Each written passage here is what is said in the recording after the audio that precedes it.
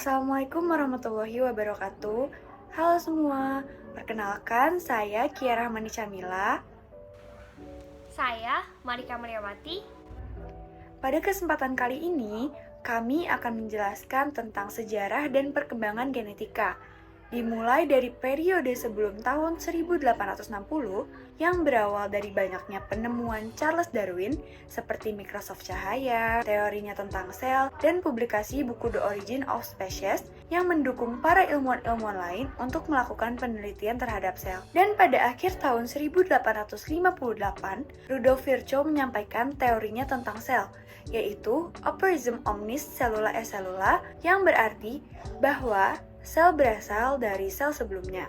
Perkembangan teori genetika tidak berhenti hanya sampai di situ. Pada tahun 1866, seorang biarawan yang kini kita kenal sebagai Bapak Genetika yang bernama Gregor Mendel berhasil mempublikasikan teorinya tentang pewarisan sifat. Namun, jauh pada abad ke-17, Colrater telah melakukan persilangan antara lobak dan kubis agar menghasilkan kualitas sesuai dengan yang diinginkan. Mendel merupakan orang pertama yang berhasil melakukan penyilangan terhadap kacang ercis dan memberikan perhitungan matematis dalam pewarisan sifat. Tetapi, teori yang dipublikasikan oleh Mendel pada saat itu kurang dipercaya oleh banyak orang. Lalu, bagaimana sih kelanjutan perkembangan teori Mendel?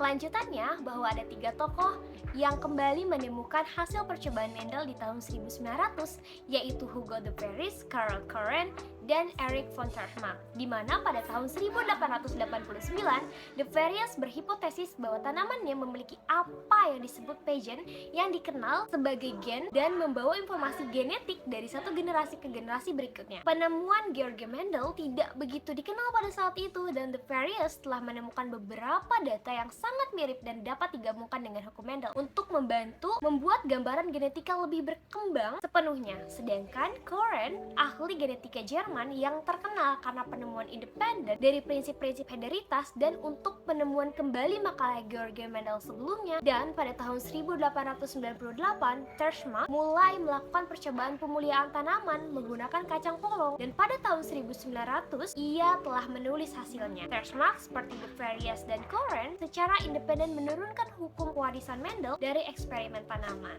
Terima kasih.